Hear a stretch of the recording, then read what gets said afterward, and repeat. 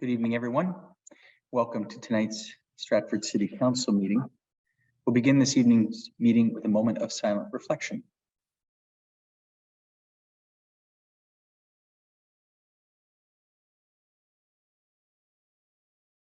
Thank you. Turn the meeting over to the clerk. Through you, your worship. Item 2 is declarations of pecuniary interest. Are there any declarations? And if so, please state the general nature thereof. Seeing none.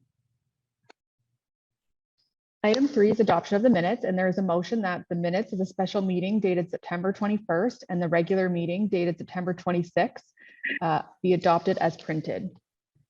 Moved by Councillor Ritzma, seconded by Councillor Bunting. Thank you. All those in favor? Opposed, if any, and that's carried.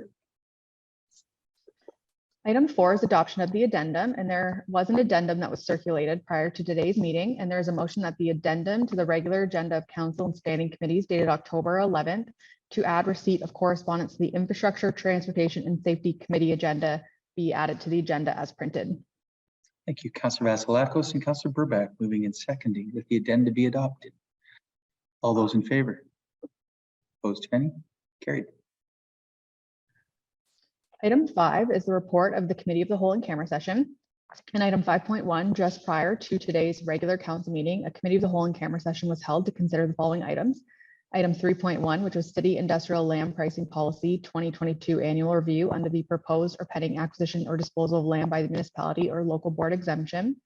Item 4.1, billing services negotiations with Festival Hydro under the position plan procedure criteria or instruction to be applied to any negotiations carried on or to be carried on by or on behalf of the municipality or local board exemption. And item 5.1, proposed development on municipally owned parcels of land. And that was considered under the following 3 exemptions: proposed or pending acquisition or disposal of land by the municipality or local board, advice that is subject to solicitor client privilege, including communications necessary for that purpose, and a position plan procedure criteria or instruction to be applied to any negotiations carried on or to be carried on by or on behalf of the municipality or local board. And at the in-camera session, direction was given on all 3 items. All right, thank you. Moving to item 6, hearings of deputations and presentations, there's none scheduled. Moving to item 7, orders of the day. Item 7.1 is a resolution for a tender award, and there is a staff recommendation that council accept the tender T-2022-21 from Stratford Farm Equipment for the supply and delivery of a compact loader and attachment at a total cost of $139,325, including HST, to improve the efficiency and service level of the fleet department for the city of Stratford while continuing to focus on the reduction of greenhouse gas emissions. Councillor Vasilakos and Councillor Beattie, moving and seconding. Discussion. Seeing none, all in favor? Opposed, if any? It's carried. Item 7.2 is a resolution regarding the Connecting Link program.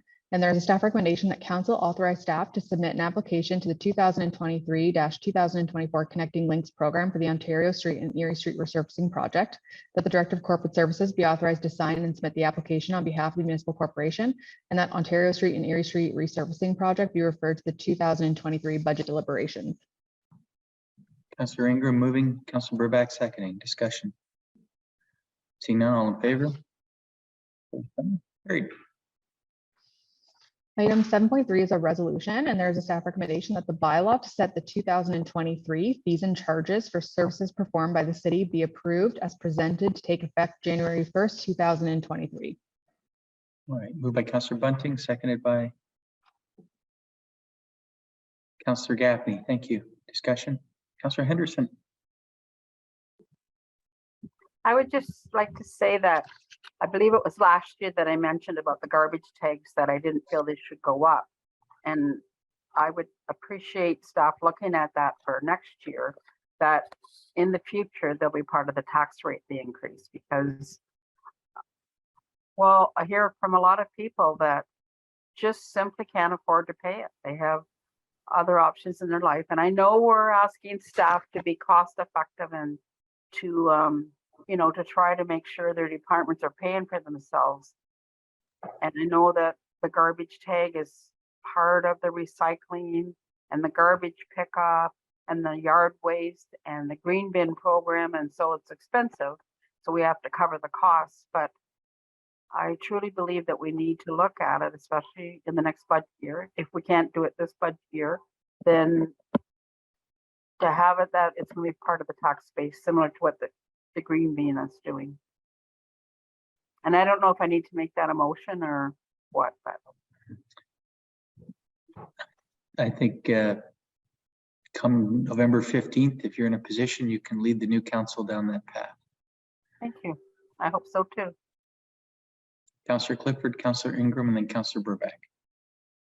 Yeah, I was going to ask our Director of Corporate Services how they came up with the increases between 2.5% and 3%. And the other question I had is if they're going to increase the bag tag like 5 cents, like I don't know why we're bothering. Like if we're going to increase it, I'd like to know what the cost is on the bag tag. So how much as far as our overhead to pick it up. So I'm the opposite of Councillor Henderson. I believe that the bag tags are a great idea. It cuts back on garbage at the landfill. When it came on, I was on council when it first came on, and if we wouldn't have had the bag tags, our landfill would be completely full. So I think to have a charge is smart and it's progressive, quite frankly. So I did talk to our director before about this. Anyways. Ms. Kruger. Thank you, through the chair. The first question relating to the increase or the inflationary impact, I think there's several factors that went into this proposed fees and charges, and one of them is that a bit of a recognition that the city faces ongoing increases to costs, but you know, the inflationary indicators and the experts in the field of inflation have indicated that the current rates of inflation that are in play right now are not expected to be long-term in nature. It's expected to be a bit of a blip in the inflation indices. So rather than jumping all over the current exact rates, I think staff were just taking a little bit more of a conservative approach to how those inflationary impacts are captured.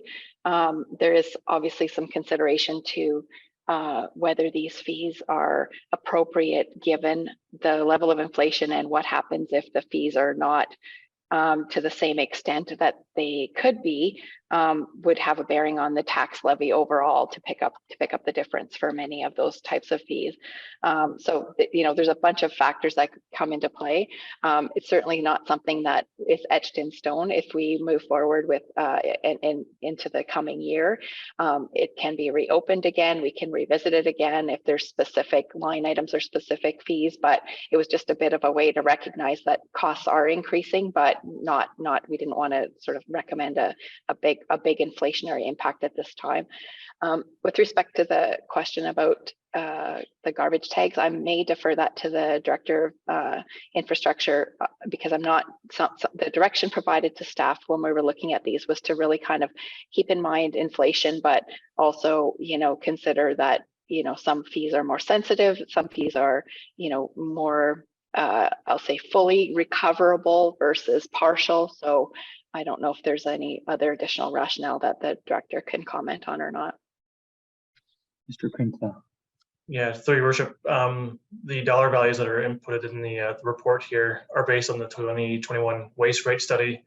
So it's literally just taken from that, and that, as outlined in the report, is to address the future landfill closure and post-closure costs. So basically developing a reserve for that. In terms of the dollar value of the bag tag rates, as Director of Corporate Services mentioned, there could be consideration in adjusting that, but that would mean that additional revenue would be required from the tax levy. Thank you. All right, Councillor Ingram, Councillor Burback, Councillor Henderson in that order. Thank you. I recall that we were working towards some cost recovery, like full cost recovery in some of these fees. I'm wondering where we are on that and whether that was taken into consideration in some of these increases or if that's a completely separate project.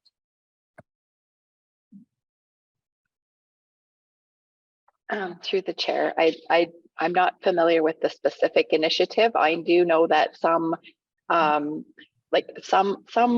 our fees are legislated to be full cost recovery, and others are really truly at the discretion of the city as to whether or not they want to do any cost recovery such as, and using the example of bag tags that Councillor Henderson was referring to, that certainly would be one way that, you know, if you decided not to do that, that would be a zero cost recovery, and then it would all be borne by the tax levy. Those I'll say whether we sort of settle on a middle ground or we settle on no ground with respect to those cost recoveries.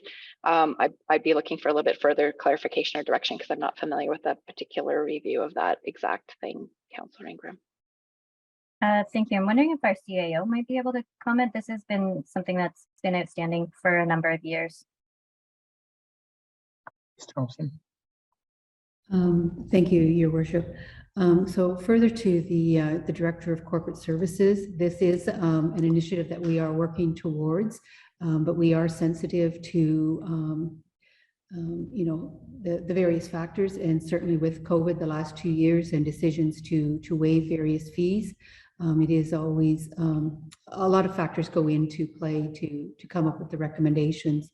We are bringing this forward at this time so that the fees are in place for the full year for 2023. And I would say that if there are specific areas of concern, that if those could be identified, and we can take those back for a next 2020, for the next budget cycle. Thank you. All right, Councillor Burback. Thank you. Yeah, I was going to ask about transit rates. I personally would like to see them frozen as they are, but when I look at the rates, it seems that they've gone up 7% as opposed to the 2 to 3. So I think my rationale for asking for them to be frozen is a couple. One is that we want to encourage people to use our transit system, and every time that there's an increase, I think it discourages people. So I would like to see people using the system more.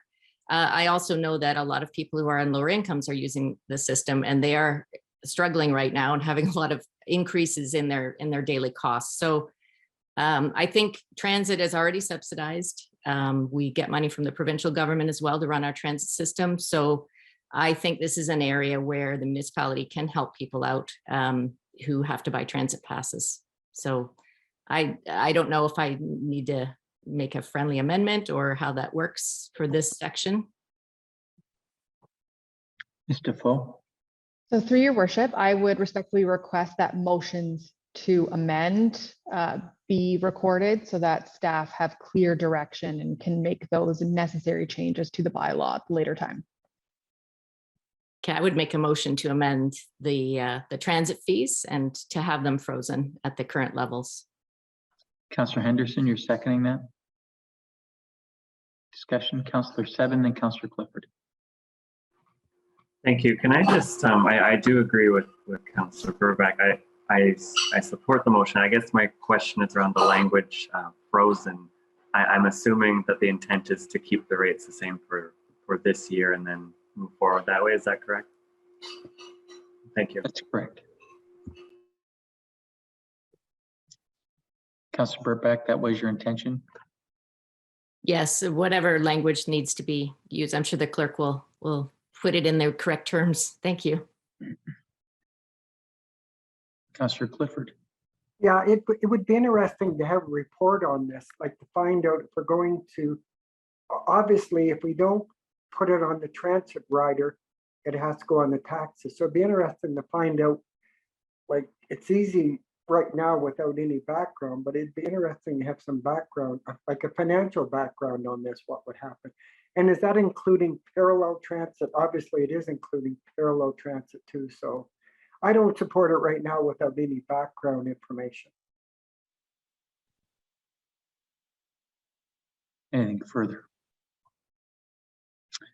All right, I'll call the question on the motion by Councillor Burback, second by Councillor Henderson, that the transit rates for the 2023 fiscal year be frozen at current rates and be reviewed by council in the next budget cycle for 2024. Does that meet the spirit of what you were looking for, Councillor Burback? Councillor Henderson?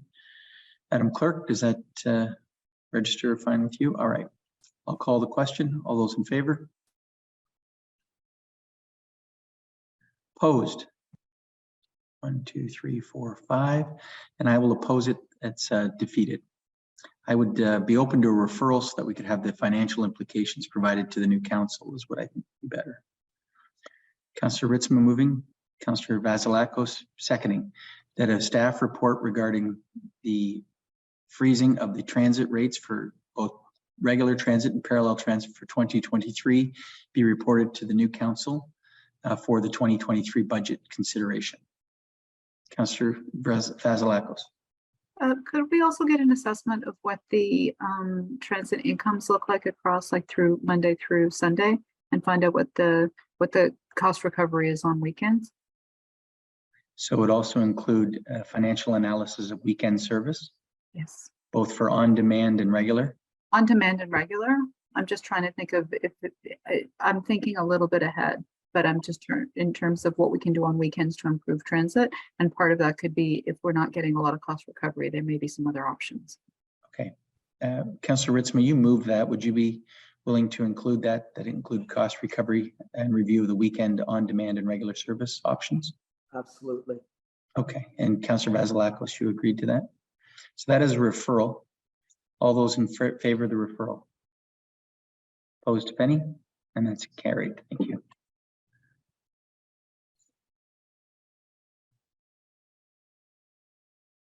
Back to the original motion with regards to fees.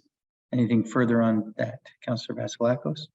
I was just going to piggyback on Councillor Ingram's question around the doing an analysis of our fees and our cost recovery. A lot of it had to do, originally we were talking about community services.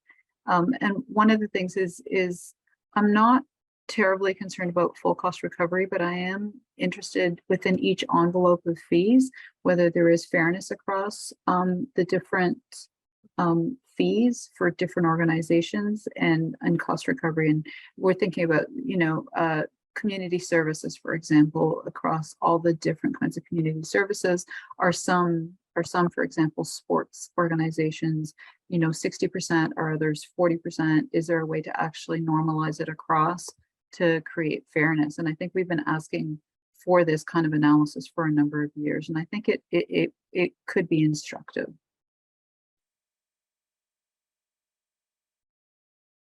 So are you hoping, Ms. Kruger, why don't I let you touch on that first, or Ms. Thompson? Your worship, perhaps I'll just comment first.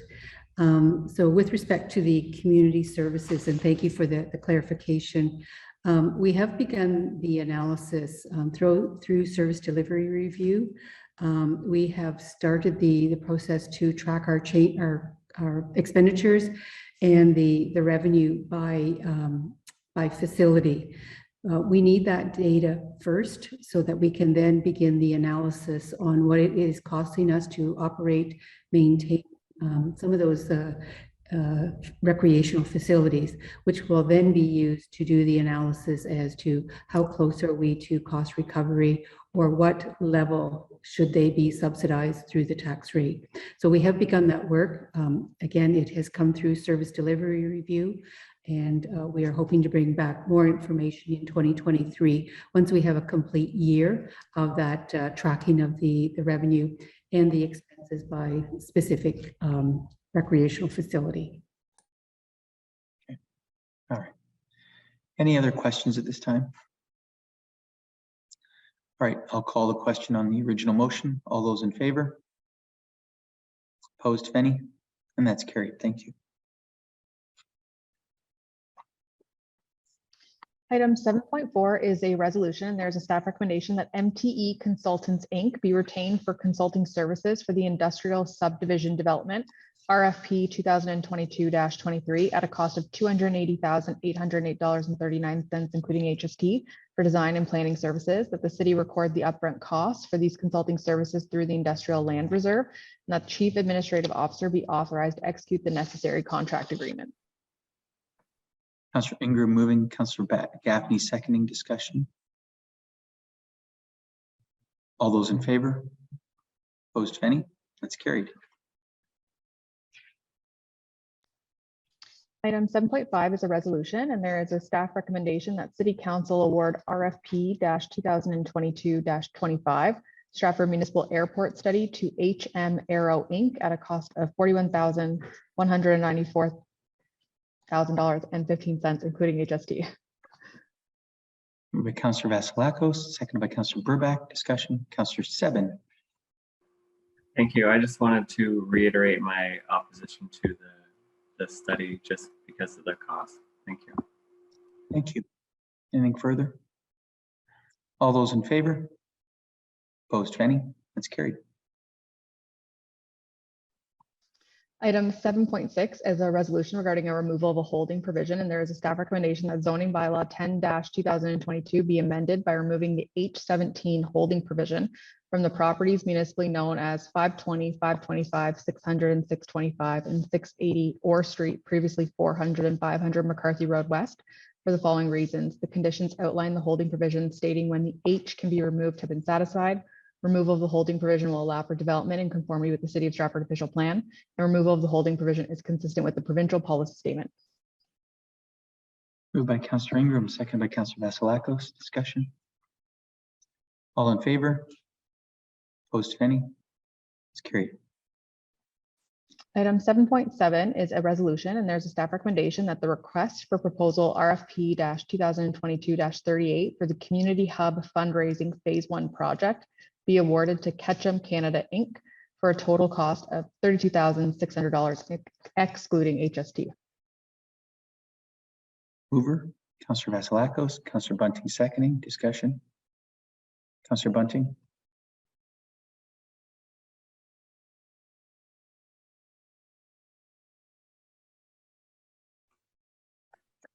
Yeah, sorry, Your Worship. Yeah, I was wondering what all are we getting for that? It seems to be a rather small sum in my mind, anyways. And I just wondered if, what services would we be getting for $32,600? Ms. Thompson. Thank you. Through you, Your Worship. So because this is a large project, it has been broken into phases.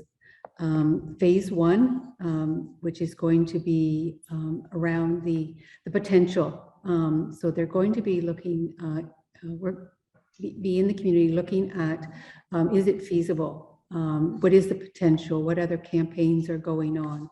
They're going to be assessing the community and donor support for the hub. They'll be identifying major donors, naming rights, and other gifting opportunities. And they'll also be looking to create a donor prospect list. There will be interviews with prospective donors, and then identifying the volunteers and the campaign leaders and any public relations issues.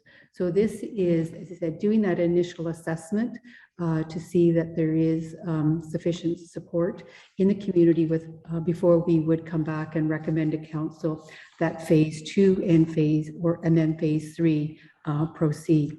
So that is the scope of the work that was put into the RFP that went out for phase 1. Thank you. Further? If not, I'll call the question. All those in favor? Opposed, if any? That's carried. I'd also like council to consider, and if a member of council would like to make this motion, that council direct staff to develop terms of reference and composition for a citizens advisory committee to support the development of the Grand Trunk site with architectural design and development and fundraising.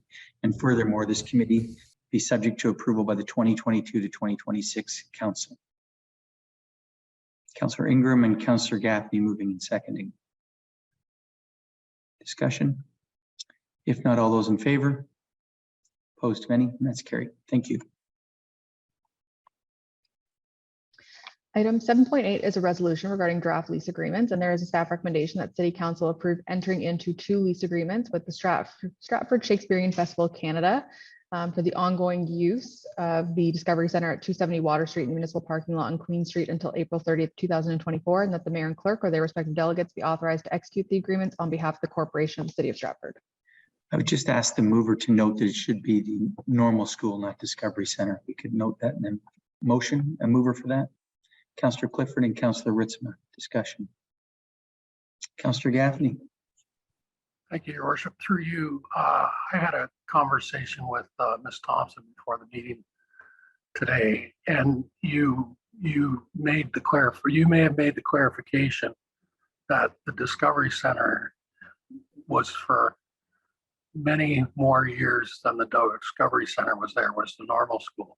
In about 2017, 2016, Heritage Stratford, along with the Building and Planning Department, made arrangements to install a sign on the side of the building to change the logo for the building to the normal school. There may be some question on whether that's officially the designation of the building. If it is not, I would like to see us look into renaming the building back to the normal school if that is necessary. Why don't we refer that to staff and they can do the information gathering and report to the new council if need be. Is that acceptable? Yes, so could I make that referral motion? Yes, sir. Seconder for that? Councillor Ingram? All those in favor? Opposed to any? And that's carried. Thank you. We're back to the original motion, correct, Mr. Foe? Through your worship, yes, that's correct. All right. Is there any further discussion on the original motion? If not, all those in favor? Opposed to any? And that's carried. Item 7.9 is a resolution regarding proposed amendments to the Council Code of Conduct, and there is a staff recommendation that the report titled Proposed Amendments to Council Code of Conduct be received, and that a bylaw be adopted to amend the Council Code of Conduct to include additional provisions related to conduct and remedial measures substantially in the form as attached. Councillor Ingram moving, seconded by Councillor Burback. Thank you. Discussion. Councillor Seven. Thank you. I'm just given the state we're at in this term, and that this new bylaw incorporates proposed amendments to balance conduct of council and freedom of speech. I would like to see, I would prefer, I guess, just that this was, I don't know if it's referred to the new council or deferred to the new council, but I would make the motion to, I prefer that when the new council comes in, they can have the decision whether to adopt this or not. So you'd like to defer it? Yes, please. Seconder for that?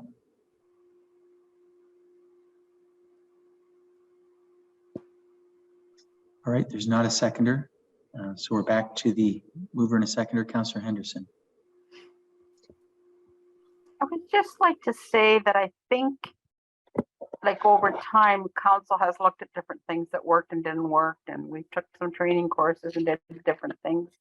And I think it's important that the new council, whoever they are, starts out knowing this is part of what your responsibility is, you know, to attend training meetings and to, you know, attend different things that it makes it clear from the very start that this is what you're going to be doing. Because I remember the first time I got on council and somebody asked me a question about something.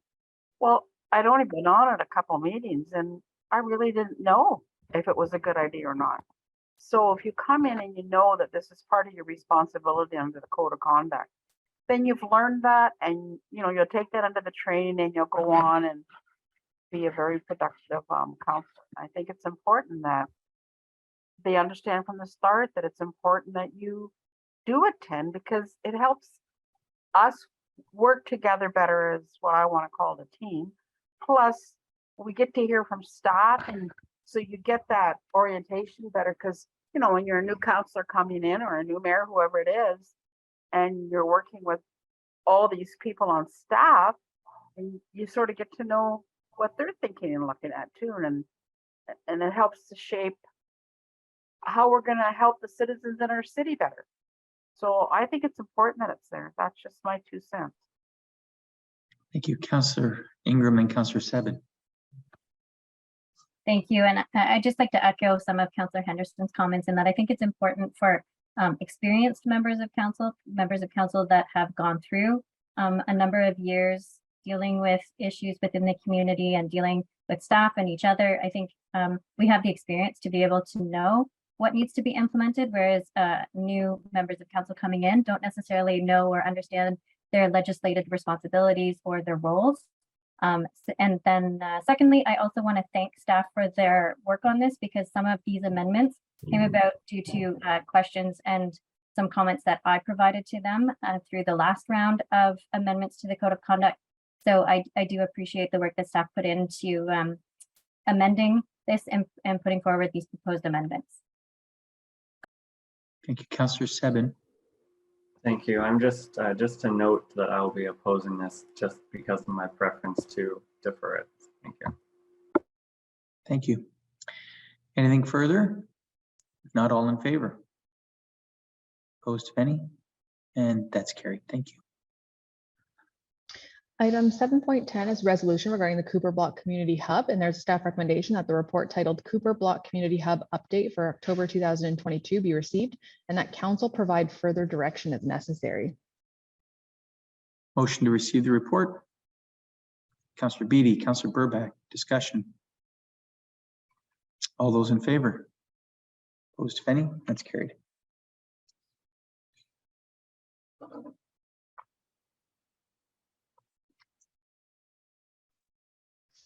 Through your worship, just want to confirm that there is no further direction to be given at this time by council. Seeing no hands. Moving to item 8, business for which previous notice has been given. There's none scheduled. With respect to item 9, reports of the standing committees, there are no standing committee reports to be considered at this meeting. Item 10, notice of intent, there's none scheduled. So moving to item 11, reading of the bylaws. There are 9 bylaws listed for consideration as follows. Item 11.1 is acceptance of proposal for Community Hub fundraising phase 1 project. Item 11.2 is acceptance of proposal for Stratford Municipal Airport study. Item 11.3 is to award the tender for the supply and delivery of compact loader and attachments. Item 11.4 is acceptance of proposal for the industrial subdivision development project. Item 11.5 is to adopt the fees and charges bylaw for 2023. Item 11.6 is a lease agreement for 270 Water Street. Item 11.7 is a lease agreement for parking lot on municipal property. Item 11.8 is to amend the council code of conduct for members of council, local boards and committees. And item 11.9 is to amend the zoning bylaw to remove a holding provision. And these bylaws can be taken collectively upon unanimous vote of council present. Thank you. Mover. Councillor Beattie, second by Councillor Bunting. Discussion. Councillor Sebin. Could we take 11, 2, 5, and 8 separately, please? Sure. All right, and I'll just note on 11.6, it should say the normal school, not discovery. So we have a motion to take collectively bylaws 11.1, 3, 4, 6, 7, and 9, moved by Councillor Beattie and second by Councillor Bunting. All those in favor? Opposed, if any? That's carried. So we'll go to first and second reading of those bylaws, moved by Councillor Vasilakos and Councillor Henderson for bylaws 11.1, 3, 4, 6, 7, and 9. Discussion. Seeing none, all in favor? Opposed, if any? It's carried. So third and final reading of bylaws 11.1, 2, or 11, 3, 4, 6, 7, and 9. Councillor Gaffney, Councillor Clifford. Discussion. Seeing none, all in favor? Opposed, if any? That's carried. Bylaw 11.2, acceptance of proposal for Stratford Municipal Airport study, reading 1 and 2. A mover. Councillor Vasilakos, seconder. Councillor Burback, thank you. Discussion. Seeing none, all in favor? Opposed, if any? Unopposed, that's carried. Third and final reading, bylaw 11.2, Councillor Ingram, seconded by Councillor Ritzma for bylaw 11.2. Discussion. All those in favor? Opposed, if any? One opposed, motion carries.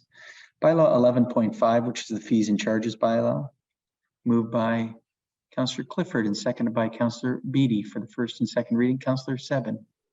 Thank you. I just wanted to note, which I should have at the last vote on this, but I don't support it only because of the transit item. So that's why we're voting against it. Thank you. All right, all those in favor? Opposed, if any? One opposed, two opposed. Thank you. That carries. Third and final reading of the fee and charges bylaw.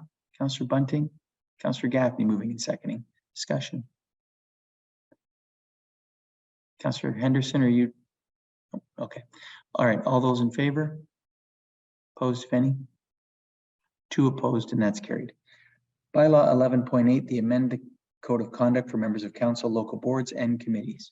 Moved by Councillor Ingram, seconded by Councillor Vasilakos for first and second reading. Discussion. Seeing none, all in favor? Opposed, if any? One opposed, and that's carried. Third and final reading. Councillor Ritzma and Councillor Burback, thank you. Discussion. Seeing none, all in favor? Opposed, if any? One opposed, and that's carried. Thank you. Item 12 is the consent agenda. Are there any items listed on the consent agenda to be considered by council? Seeing none, we'll go to new business. Councillor Ingram, Councillor Henderson. Thank you. And so as I've been doing the last couple of meetings, I've been trying to highlight some of our staff who don't necessarily receive positive comments on a regular basis. And tonight's staff are going to be our building and bylaw enforcement staff, because they definitely don't receive positive reinforcement on a regular basis from members of the public. And so I'm just going to read from this email that I received, and it says, we have received comments from the public specifically on the kind approach that our officers use when explaining and working with citizens to become compliant with our bylaws. Although not the norm, we do get positive comments from neighbors, especially when an adjacent property is brought into compliance or when our officers offer grace as they work with an owner to become compliant.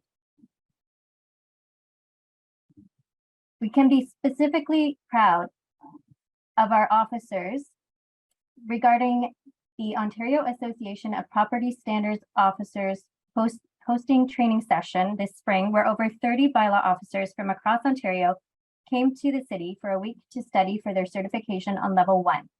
Our officers both worked very hard to make this happen, and we were very hospitable and gracious to guests to our city. Both of our officers, and we only have 2, both of our officers are both now partially certified, as they have completed the first of 3 levels of the Property Standards Officers training with OAPSO. For our building staff, most comments we receive are from people looking for permits or complaining about why we require what we do for them to obtain a permit.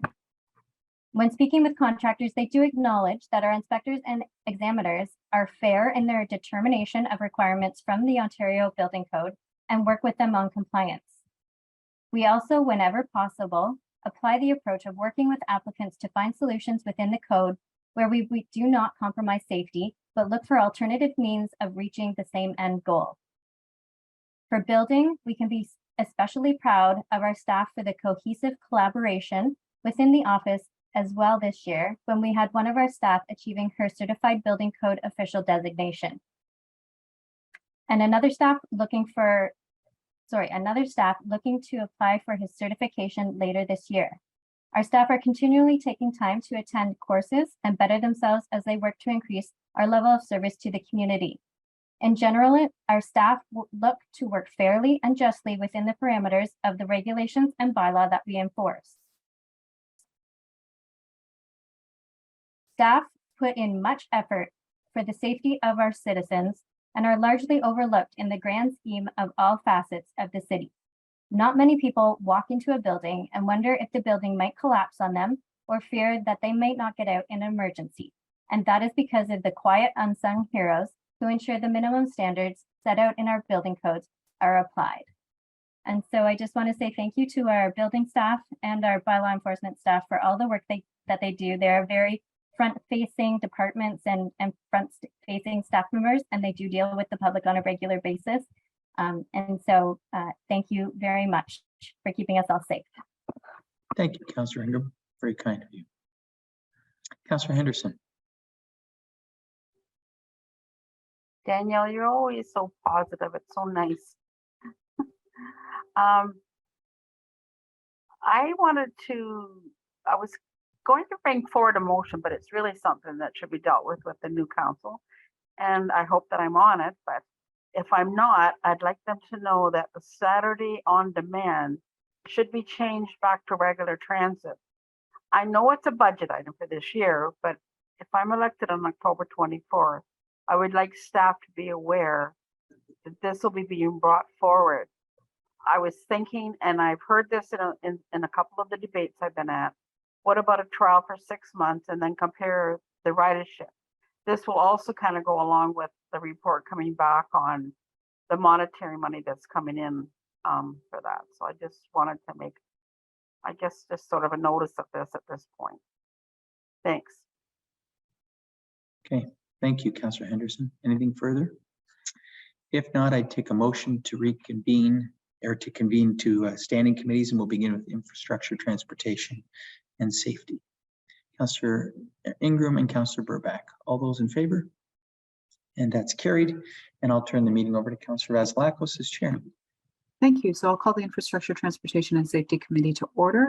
Are there any disclosures of pecuniary interest and the general nature thereof? Seeing none, item number 3 is subcommittee minutes. They're there for your information. And item number 4 is delegations. And we have a couple of motions. The first one is that the correspondence from Shauna McNeil dated October 4th, 2020 regarding the draft short-term accommodation licensing bylaw be received for information. Move. Oh, sorry, Ms. Defoe?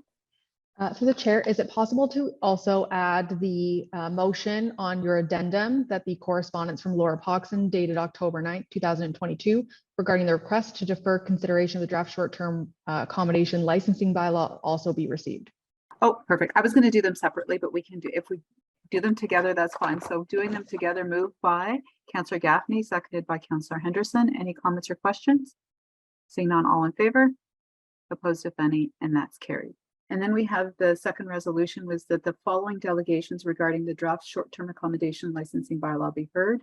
And I believe we have George Mackey, Nigel Howard on behalf of the Stratford Chef School, and Amanda Hatton. Is that correct? Yes, Mr. Poe? Through the chair, yes, that is correct. Prior to today's meeting, Murray Sanderson and R.L. Reid advised they were unable to attend. Perfect. Okay, so motion by Councillor Ritzma and Councillor Burback. All in favor? Opposed, if any, and that's carried. So first up, we have George Mackey.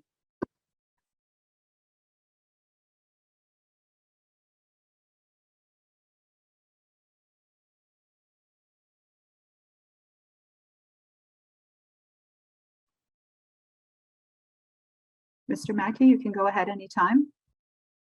You'll have to. Hello. Hello, we can hear you. Please go ahead. Oh, thank you very much. Good evening, council. My wife and I, my wife Deborah and myself, operate Hewson Hall Bed and Breakfast here in Stratford. We're very fortunate to be operating successfully this year. And I want to thank staff and council for listening to comments that were made back August 29th from myself and other bed and breakfast operators. I'm pleased with the report that we've seen coming out, and I just want to say thank you to staff.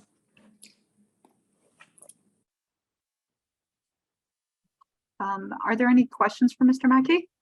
Yes. Oh. No, sorry.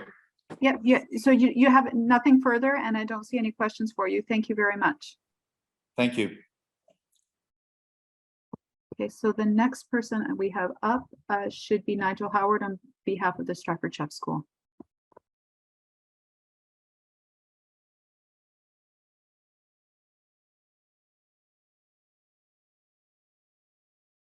Go ahead, Nigel, whenever you're ready.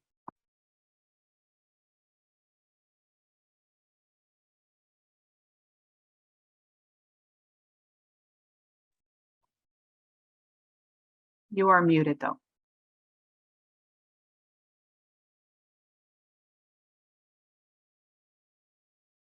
Sorry, can you hear me now?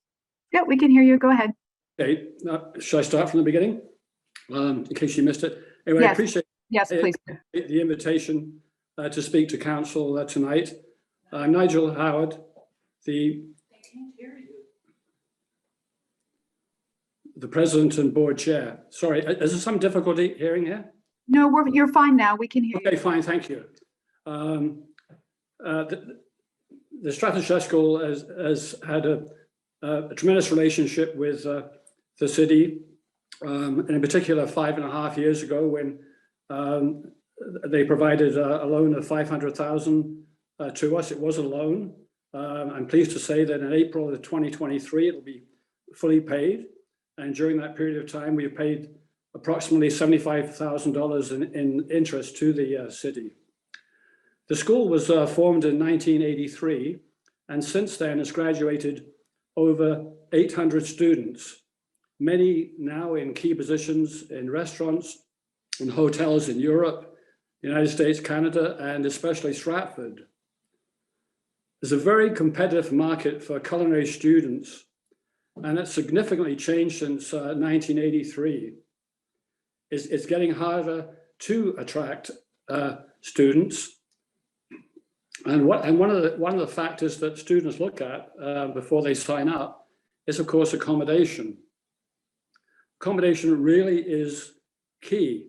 Our students are here from September to the middle of March, and many of them who are in their first year, while they're waiting to start again in September for their second year, are employed in restaurants, almost all of the restaurants in Stratford, which is great for the restaurants. It's also great for the chef school because they get further experience.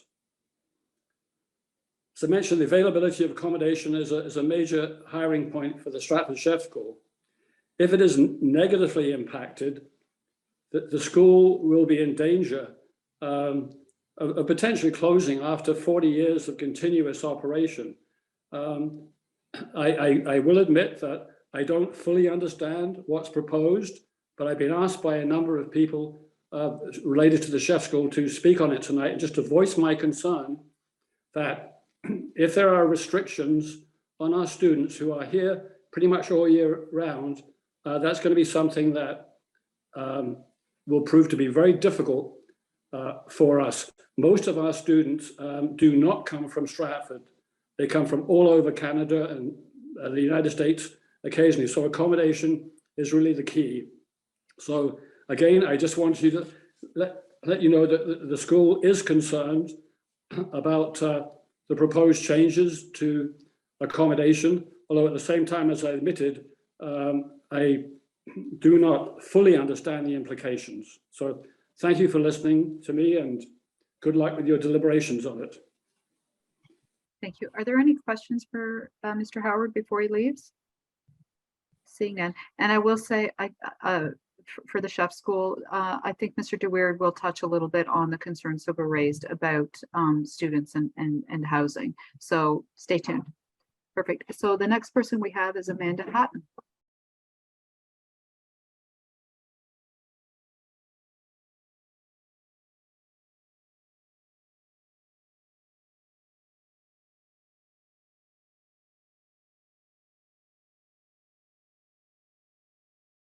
Welcome, Ms. Hatton. If you just have to unmute and you can go ahead. There, we're good now? You can hear me? Perfect, we can hear you. Go ahead. Okay, great. My name's Amanda Hatton. My husband John and I own and operate Every House Bed and Breakfast here in Stratford.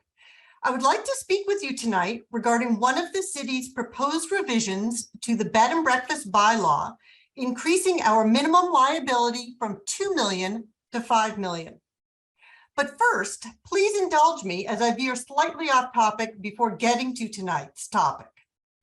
Actions being contemplated by the city are compounding on one another and will have an adverse effect, especially in this high inflation environment. The city will benefit from that, going from collecting 0 tax on overnight guests to collecting a 4% tax on overnight guests. However, the Niagara on the Lake report, completed in 2018 by the Canadian Centre for Economic Analysis, which I believe all council has reviewed since it was included in the initial report on MAT given to the council by the city. This report explains that price elasticity of pleasure tourism, which accounts for the vast majority of overnight stays in Stratford. So a 4% MAT will equal a 5.56% decline in overnight stays, excuse me. Add on inflation at a 40-year high of 8.1% as of June 2022, and add on that every accommodation that I'm aware of operated in the red for 2020 and 2021. And add on that numerous accommodations like mine offer guests who had deposits on file prior to the cancellation of the 2020 festival season. We offered them an incentive to keep their deposits on file rather than them requesting refunds. And this incentive involved honoring the rates they were quoted back when they paid for their deposit in early 2020. Which means that myself and many other accommodations in Stratford were unable to adjust our rates for existing bookings in 2022 to compensate for inflation of everything. My point is that there are a ton of headwinds that we are already dealing with as we look to the 2023 season. But back to tonight's subject, the proposed increase of liability insurance from 2 million to 5 million. The city report regarding the draft bylaws given to council used the following 5 municipalities for comparison: the Blue Mountains, Fort Erie, Huntsville, Lamberton Shores, and Niagara-on-the-Lake. So I took the time to look at the minimum liability requirements for those 5 municipalities. The Blue Mountains, 2 million. Fort Erie, 2 million. Huntsville, 2 million. Lamberton Shores, 2 million. And Niagara-on-the-Lake, 2 million. An article from September 2022 in the Insurance Business magazine references in the first half of 2022, commercial insurance direct written premiums in Canada increased by 7% compared to the prior year period. This coming on top of a 22% increase in 2021. So even without this mandated increase in our liability coverage, we are already looking at extremely high rate increases. Numerous bed and breakfasts in Stratford use OR insurance with a policy through Intact. Intact has decided not to write bed and breakfast policies with a 5 million liability. So now all of us with this insurance are in the process of putting our insurance out to bid. So far, 4 bed and breakfasts have told me that their policies will increase significantly. One of them by $500 a year, another by $750 a year, a third by $903 a year, and the fourth is going to more than double. It's going to increase by $2,100 a year. So they'll be paying close to $4 grand a year in insurance. As absorbing such an increase while we are getting hammered with inflation, food, supplies, utilities, everything costs significantly more than our last normal year, which was 2019.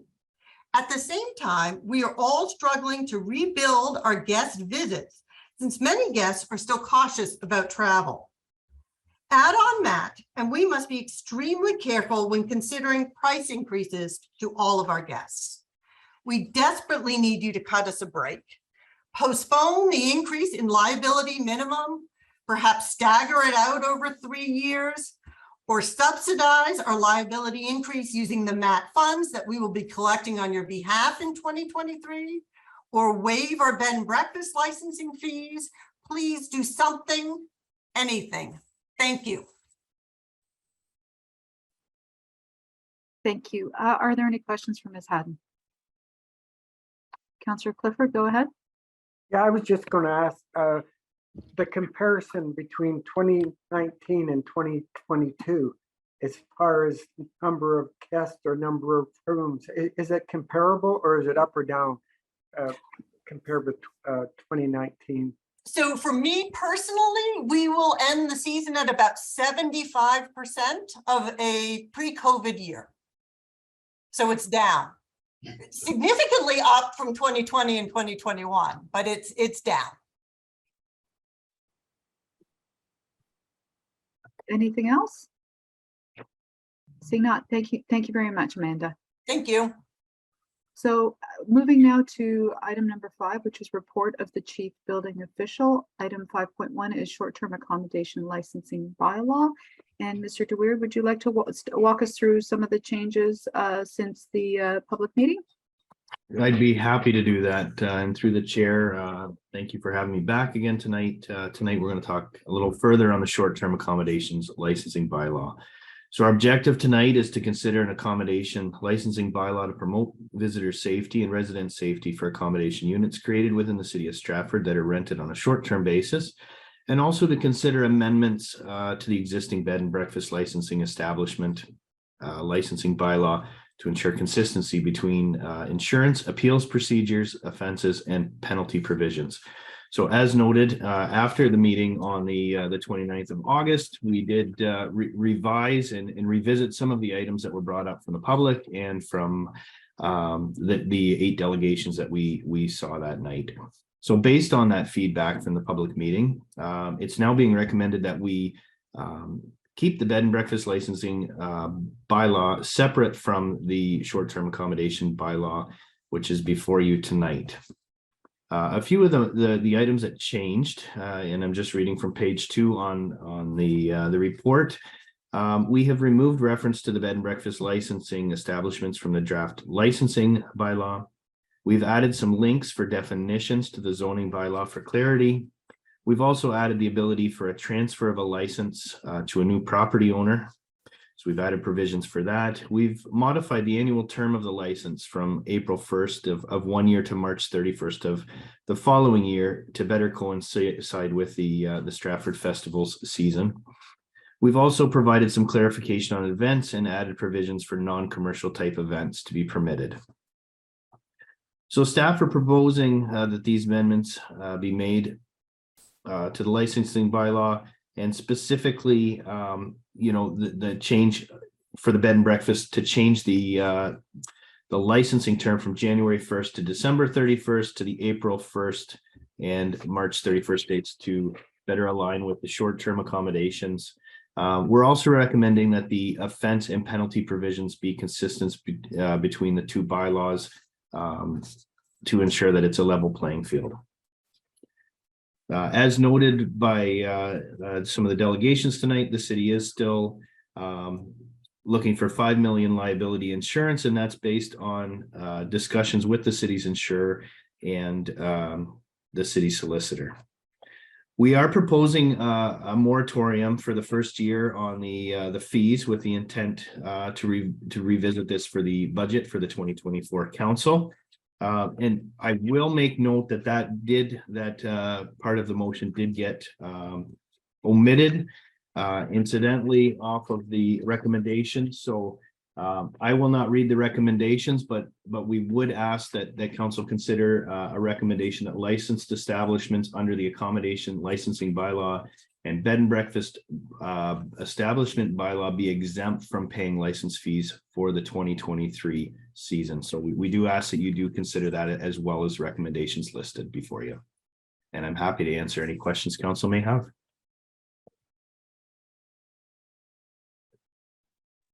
Councillor Henderson, and then Councillor Ritzma, and then Councillor Clifford. So I just want to be clear, my understanding is that bed and breakfasts will now be able to still have the weddings and things that they used to have. And that people can rent they're open for the whole year, so they can rent as long as they want their type thing, like not that 28-day restriction. So people like from the chef school or different ones can stay there. And I think that was some of the main things that they wanted. And when you say that it's going to be kept separate, is it going to be kept separate in the same bylaw? So to clarify, Councillor Henderson, we will have 2 separate bylaws. So we will amend the current bed and breakfast bylaw, and we will be proposing what's before you is the proposal for a new short-term accommodations. Regarding your 2 questions, 28 days for the bed and breakfast, based on what's written into our zoning bylaw, stays longer than 28 days are permitted through the zoning bylaw. So there will not be an issue with longer stays in a bed and breakfast over the 28 days. So I think that that should be fine. And like I said, the events will be permitted now.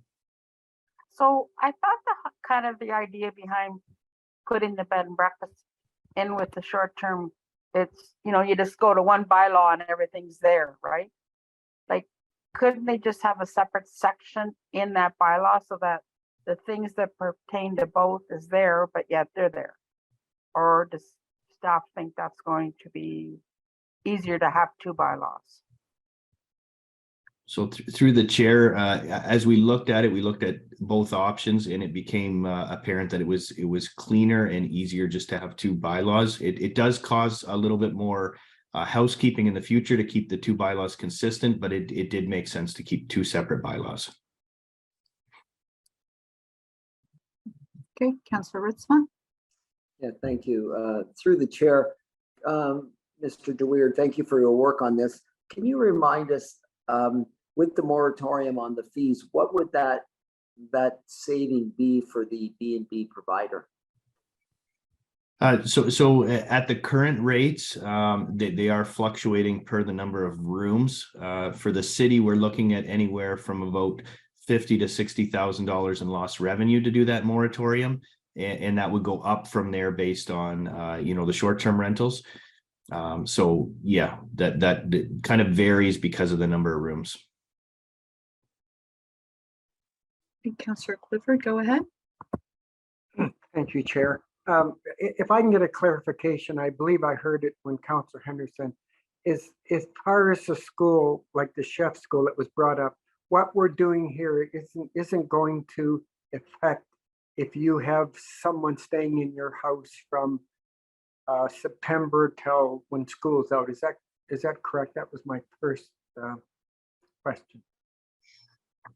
So through the chair, yeah, if you are a licensed bed and breakfast establishment and you want to have somebody stay longer than 28 days, that would be permitted. And I understand that is what the students from the chef school are looking for. Okay, thank you. My other question is on the insurance. And I understand what our people have told us, but if all these other places, like if they don't have to have it, is there anything special about Stratford and the liability in Stratford compared with Niagara-on-the-Lake or these other places or for Collingwood?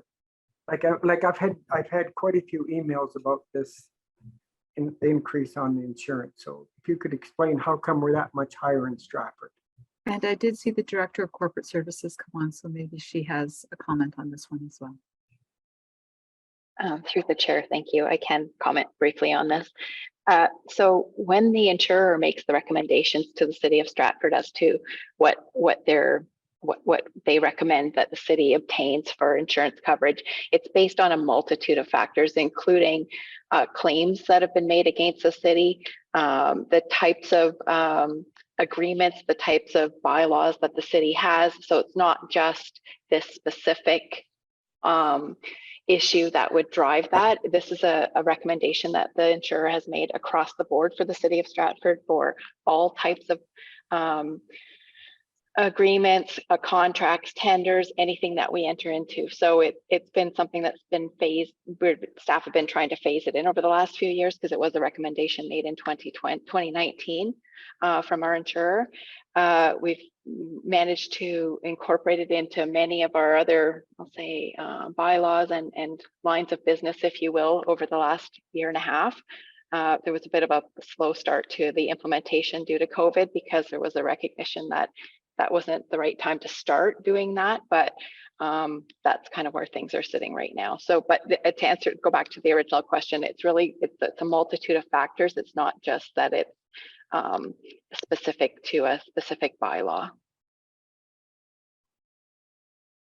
Okay, and who was next? Councillor Burback and then Councillor Ingram. Thank you. And thanks for the updates to this bylaw, because I do think after watching the public meeting and seeing all the questions that a lot of those questions were answered by this modification. So thank you for that. I'm just looking for some clarification about the moratorium, which I think is a great idea, but because we're switching the year end, so to speak, to April 1st. So are we talking about a moratorium from April 1st, 2023 to March 31st, 2024? So thank you for the question and through the chair. Yes, that would be the moratorium that we're looking at this point, because we would be one of the recommendations is to extend all the current licenses to match up with the new date. So yes, you are correct. That would actually be about 1.5 years that we're looking at for the moratorium. Okay, I think that's a great thing. But maybe that motion that you added at the end maybe needs to reflect that it's 2023 into 2024. Thank you. Okay, Councillor Ingram and then Councillor Henderson. Thank you. And I just want to piggyback on a couple of comments that Councillor Burbach just made regarding the public meeting, because there were a number of questions after the public meeting about bed and breakfast establishments and whether they were considered short-term rental accommodators, or whether they could be a short-term rental accommodator and then carry on through the off-season beyond that 28-day restriction period. So after that public meeting, I did enter into a conversation with Mr. DeWeerd and Councillor Bass was also involved, and just asking those questions about how we could allow these bed and breakfast establishments to carry on the businesses as they currently operate beyond that 28-day restricted period. And that does help out certainly the theater, as well as the chef school and other organizations within the city. So thank you for all of that work and for providing that separation between the bed and breakfast establishments and the short-term rental accommodation bylaw, and recognizing that they are two, in fact, different business operations. Councillor Henderson, go ahead. Yes, I just wanted to understand. I know with all the nonprofits, we had to change ours from 2 million to 500, and I know civic beautifications went up around $300. And to hear how much they're going up, and to hear other cities aren't putting it up, I guess I just want to double check. I know where our insurance company recommended it, but do we actually have to do it? Could we keep them at 2 million? Because aren't they covered by their own house insurance? I know they're a business and they're getting a license from the city, so we want to ensure that they have coverage, but I'm just confused why they need to be increased to 5 million. I'm not sure who would like to answer that. It does have a little bit to do with our responsibilities under joint and several liability, but who on staff would like to take a step? Mayor Matheson, go ahead. Sure. At the AMO conference, there was some discussion with regard to the increase in insurance costs, and Councillor Vasilakos has touched on joint and several liability. Also that it is becoming the new norm, and it's been recommended through a number of AMO groups that is the threshold where lawsuits now are starting to cost municipalities over and above the coverage they have in place. So it was a recommendation that become the new standard for municipalities to protect as best as possible their liability. And remembering that whatever we're short in liability, so if we only have a $2 million policy and there's a settlement for 5, as you know, we're named in a lot of lawsuits, often that don't have anything to do with us. And if the other people fall short and we are found to be liable, we do make up the difference. And so that is a way to protect and mitigate our expenses. I have a follow-up question with that. I wonder, since it's becoming the new norm, I don't know if this is possible, I'm just throwing this out there, but could we look into the idea that anybody that gets a license under us? I know I was involved with a group, and what they did was all the groups that were involved all went under like one insurance policy. And so we got it cheaper that way. I'm wondering if there's a way that we can do that. Or I'm not sure. I guess it would be up to them, but I'm just trying to think of a way that they could maybe all work together and get a cheaper rate. You know, carrying some are going to be 900, 700. I mean, I know our nonprofit organization is a huge hit for us. And I think my suggestion for that would be it would fall under like an association that they belong to, or I think, you know, the chamber sometimes has insurance, but that is a separate thing from what the city is. I think that is a private business matter. it's a good idea, but it's not ours.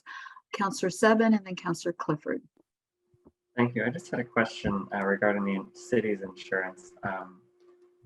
I'm just wondering, does the city insurance work in a way that there would be sort of an option for the city to take on additional insurance just for licensed bed and breakfast, for instance, for this sort of liability that we're carrying, rather than the licensee, the operator?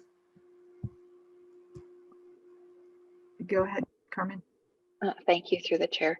Not specifically or explicitly such that Councillor Seven, I suppose that if the city decided or a council decided that we did not want to increase the 2 million to 5 million, we're kind of by virtue of that, assuming the additional risk of any claims potentially that include or involve the city or the provider. So it's not so explicit as having a separate policy. There isn't really kind of a separate rider or a separate type of policy that the city could carry or purchase. It would just be by default covering any excess that is not covered by the provider. Okay, thank you. So just before Councillor Clifford jumps in, but then my assumption then we would have to then go to all of the other businesses for the patio. I think the patios and some of those other business licenses also carry a 5 million. We would have to extend, probably in fairness, have to extend it to all businesses then. Would that be? Yes. Well, I guess that would ultimately be at the discretion of council, but yes, that would probably be a factor or consideration that would arise as a result of leaving this particular insurance at 2 million. That would be a fallout for sure. Councillor Clifford, go ahead.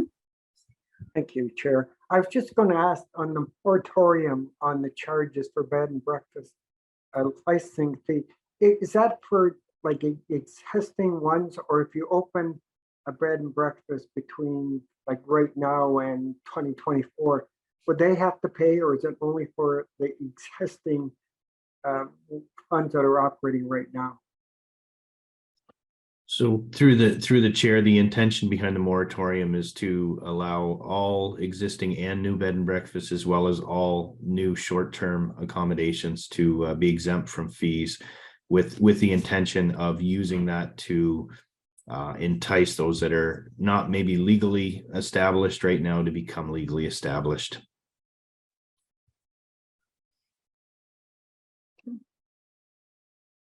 Any other questions? Seeing none, we do have a staff recommendation that's listed there with the addition of the waiving of the fees for the period from, I believe, April 1st, 2023 to March 31st, 2024. Is that correct? So that would be the staff recommendation, moved by Councillor Ritzma, seconded by Councillor Burback. Or Councillor Burback, you have a question? Yeah, I will second. I just thought, doesn't the moratorium on fees have to be from January 1st? No, because Or would it leave us we're extending the current licenses. Oh, okay. Fees, right. I think that's how I actually understood it from Mr. DeWeerd, that is, we are extending those. So then there's no need for that. Right. Okay. Thank you. So that has been moved and seconded. Are there any other comments or questions? Councillor Seven, please go ahead. Thank you. So I'm going to speak against the motion. It's really the insurance piece for me that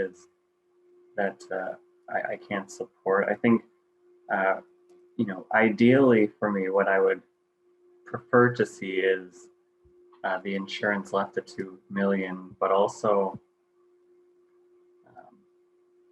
I don't know. I guess I heard from a lot of people, and we heard at the public meeting that consultation would have been ideal in the off season. This is all taken place sort of during peak season in a climate where it's been peak after 2 years of it hasn't been, and so it hasn't been an ideal time frame. I'm happy to see the changes that have been made.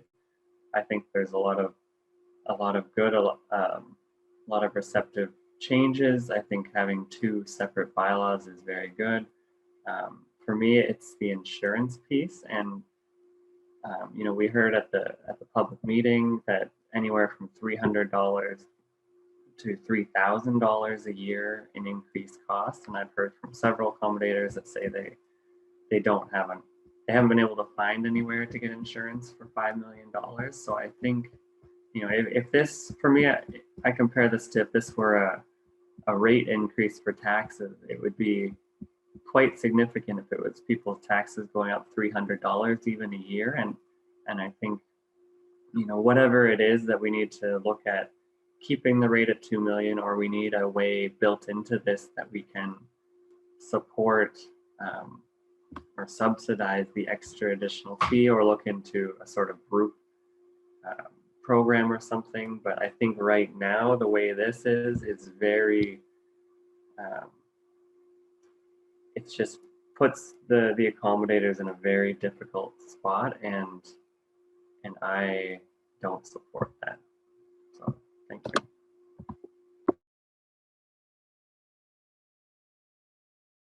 Any other comments or questions? Seeing none, I'll call the question. All in favor? Opposed, if any? And that's carried. So we'll move on now to item number 6, which is report of the manager of environmental services. Item 6.1 is the AMO Last Water and Sewer Warranty Program Agreement. Councillor Gaffney, are you moving that? I am, Madam Chair. Okay, and could I get a seconder? Moved by or seconded by Councillor Burback. Are there any comments or questions? It was discussed at length at subcommittee, and it is in the report. Seeing none, all in. Oh, Councillor Burback, do you have a question? Go ahead. Yes, sorry. My question was about how we're going to let people know that this program exists. So I know that they probably have their own marketing plan, but will that go out through our water bills, or is there any way that the city is going to let people know that this is a program that is being offered? To the chair. Mr. Crooks, Yeah, sorry, you're on mute. Yes, we'll develop a communication plan and distribute fully to the city through the various means that we have. Thank you. Perfect. If there's nothing else, all in favor? Opposed, if any? And that's carried. And then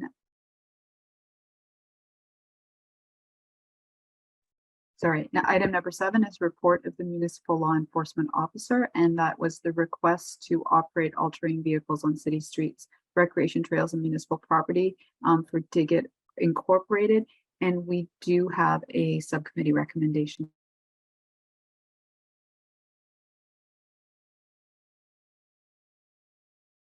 Moved by Councillor Ingram, seconded by Councillor Bunting. Any comments or questions? Seeing none, all in favor? Opposed, if any, and that's carried. And then the next one is item number 8, which is report of the city clerk. And that was item 8.1, which is a request to permit active transportation artwork on municipal sidewalks and school zones. It was left over from our active transportation advisory committee school travel planning project from 2019 that COVID rudely interrupted. So if I could get a mover and a seconder for the subcommittee recommendation. Moved by Councillor Burback, seconded by Councillor Ingram. All in favor? Opposed, if any, and that's carried. I had a question, Kathy. Sorry, Bonnie, what's your question? My apologies. We're going back to it because I missed. You know me, I always have questions. Listen, I just wondered, what was the approximate value on that? Do you remember? Of the sidewalk stencils? Yeah, because it said it's coming out of that budget. And I read through and I couldn't find it anywhere. I don't remember exactly. It was going to come up out of the active transportation advisory committee budget. And we did. Oh, okay. All right. That's fine. I want to say something like 1,500 because it's the money that we had set aside for school travel planning. And then there was a tiny little bit extra that was going to come from promotional activities. So I want to say it's around the $1,500 mark. I think it's a great value to have children involved in doing things like that. And then when they're walking to school, if they weren't involved, it reminds them about, you know, active transportation. Thank you.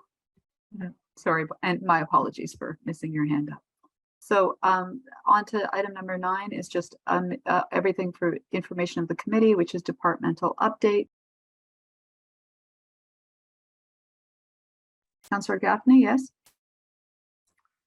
Thank you, Madam Chair. Through you to the director, did you get Did you get an understanding of the line being on Ontario Street? Mr. Clerk, go ahead. Through the chair. Yes, I think you're referring to the missing line.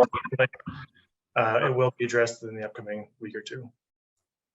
Thank you. Perfect, thank you. So then we do have, as I said, the operations update, the advisory committee outside board minutes were there for information. And we do have a couple motions from there. So there was a subcommittee, a couple of subcommittee decisions that the following Energy and Environment Advisory Committee motion be referred to staff for review and to bring forward a report for consideration.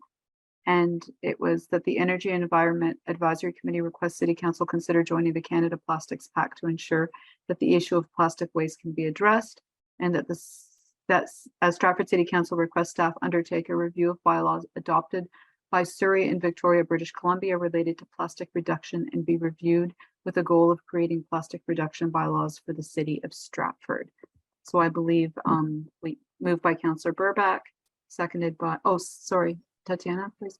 Through the chair, these motions were subcommittee decisions, so no further action is required by committee at this time. It has been referred to staff, this one along with the second motion listed in this section, and we hope to bring a report back once available.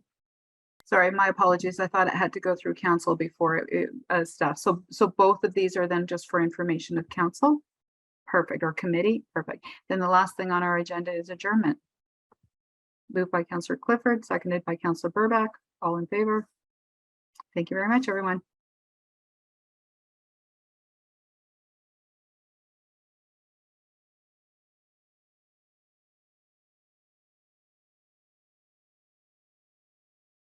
Councillor Caplan. Yes, sorry, I was talking to a dead microphone there, Mr. Chair. Item 1, call to order. I'll call to order the Finance and Labor Relations Committee meeting. Item 2, disclosure of pecuniary interest and the general nature thereof. Seeing none. Item 3, subcommittee meetings are attached for information. Item 4, delegations, none scheduled. Item 5, report of the Director of Corporate Services. 5.1, draft surplus and deficit policy and funding on finance liability. Moved by Councillor Clifford, seconded by Councillor Bunting. Any questions or clarification needed? See none, I'll call the question. All those in favor? Opposed, if any, and that's carried. Item 5.2, reserve and reserve fund policy update. Moved by Councillor Ingram, seconded by Councillor Burback. Any questions or clarifications required? Seeing none, I'll call the question. All those in favor? Oh, Bonnie, were you voting or were you asking a question? Thank you. Any opposed? That's carried. Item 6, report of the Stratford Economic Enterprise Development Corporation. Item 6.1, seed update Q2 to June 30th, 2022. Moved by Councillor Ritzma, seconded by Councillor Clifford. Any clarification needed? Questions? Seeing none, I'll call the question. All those in favor? Opposed, if any? That's carried. Item 7, report of Destination Stratford. 7.1, Destination Stratford 2022 Q3 update. Moved by Councillor Bunting, seconded by Councillor Burback. Bonnie? Councillor Henderson. I just want to thank Destination Stratford for all the work they've done in during COVID, the last 2 years, things they've brought to the city, and still the residents are able to enjoy things, and they're still working really hard on behalf of everybody. And I know, it's still difficult times because, touch wood, we're pretty lucky in this for having, COVID related things, but lots of counties and other cities even aren't as lucky. So I just really want to thank them for all their support and work, the things they do to our city. I was really impressed with the thought of making the washroom open down by the boathouse all year long. And, you know, they got it through tourism dollars, but it sure helps our residents all year round. And some of those things are just great ideas, and it helps us out so much too. I just want to thank them. That's all. Thanks, Bonnie. All those in favor? Opposed, if any, and that's carried. Item 8, report of Festival Hydro and Festival Hydro Services, Inc. Festival Hydro financial results 2022 Q2. Moved by Councilor Clifford, seconded by Councilor Bunting. Anything? Any questions? See none, I'll call the question. All those in favor? Opposed, if any, and that's carried. And that's including both Festival Hydros. Item 9, report of Manager of Financial Services. Q2 operating budget variance report at June 30th, 2022. Councilor Vasilakos and Councilor Beatty.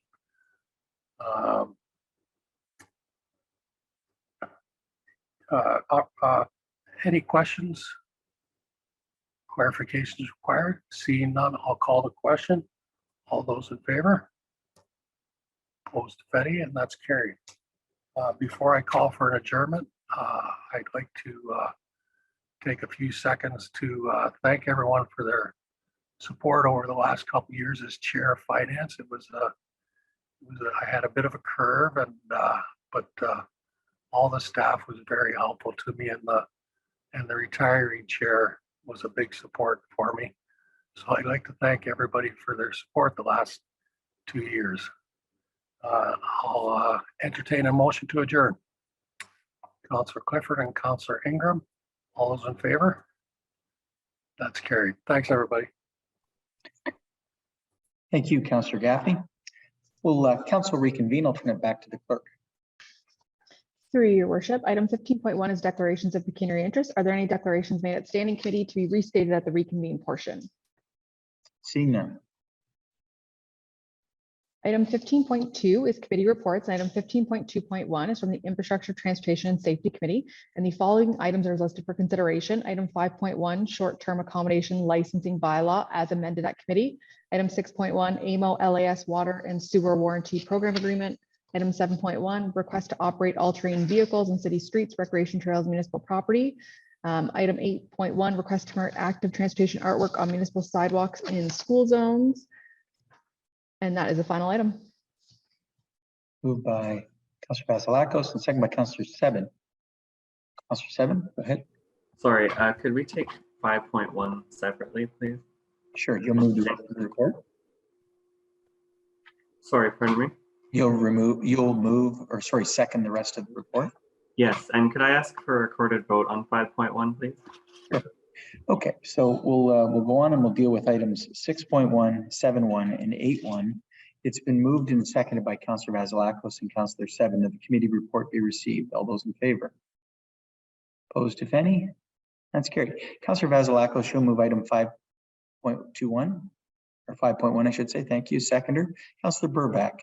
Discussion? Turned over to the clerk for the recorded vote. Through your worship, beginning with Councillor Seven, please state whether you are in support or opposed. Councillor Seven. Opposed. Councillor Bunting. Support. Councillor Vasilakos. Support. Councillor Ingram. Support. Councillor Burback. Support. Mayor Matheson. Support. Councillor Henderson. Support. Councillor Beatty. Support. Councillor Ritzma. Support. Councillor Clifford. Support. Councillor Gaffney. Support. So through your worship, there are 10 in support, 1 opposed. There were no declarations of pecuniary interest, and there are no members absent. That motion carries, and we'll go on to the Finance and Labor Relations Committee report. So through your worship, item 15.2 is the Finance and Labor Relations Committee, and the following items are listed for consideration. Item 5.1, draft surplus and deficit policy and funding unfinanced liability. Item 5.2, reserve and reserve fund policy update. Item 6.1, SeedCo update Q2 to June 30th, 2022. Item 7.1, Destination Stratford 2022 Q3 update. Item 8.1, Festival Hydro financial results. And item 9.1, Q2 operating budget variance report. Moved by Councillor Gaffney and seconded by Councillor Clifford. Discussion. Seeing none, all in favor. Opposed, if any? That's carried. Item 15.3 is reading of the bylaws, and there are 4 bylaws listed for consideration as follows. Item 11.10 is the agreement with Service Line Warranties of Canada, Inc. Item 11.11 is the accommodation licensing bylaw. Item 11.12 is the amend bed and breakfast licensing bylaw. And bylaw 11.13 is the confirmatory bylaw, and these bylaws can be taken collectively upon unanimous vote of council present. Councillor Seven, are you going to want 11 separated? Yeah, 11.12, please. Or sorry, 11, 11, 12 is what you'd like taken separately? Yeah, please. Okay. So if someone could move 11, 12, we'll deal with it before the confirmatory bylaw. Councillor Ingram and Councillor Burback moving bylaw 11 and 11, 12 to be taken collectively. All those in favor? Opposed, if any? 1 opposed, so they'll be taken separately. So bylaw 11 for first reading, moved by Councillor Ingram and Councillor Beattie. Discussion? All those in favor? Opposed, if any? 1 opposed, that's carried. Third and final reading of bylaw 11. Councillor Bunting and Councillor Clifford moving and seconding. Discussion. All those in favor? Opposed, if any? 1 opposed, that carried. Bylaw 11.12 for first and second reading needs a mover and a seconder. Councillor Henderson moving, seconding Councillor Burback. Discussion. Seeing none, all in favor? Opposed, if any? 1 opposed, that carries. Third and final reading of bylaw 11.12. Councillor Ritzman and Councillor Ingram moving and seconding. Discussion. Seeing none, all in favor? Opposed, if any? 1 opposed, that's carried. Bylaw 11.10 and 11.13 can be taken collectively upon unanimous approval. A mover, Councillor Vasilakos and Councillor Seven. All those in favor? Opposed, if any? That's unanimous. So we'll go to first and second reading. Councillor Ingram and Councillor Burback moving first and second reading of bylaws 11.10 and 11.13.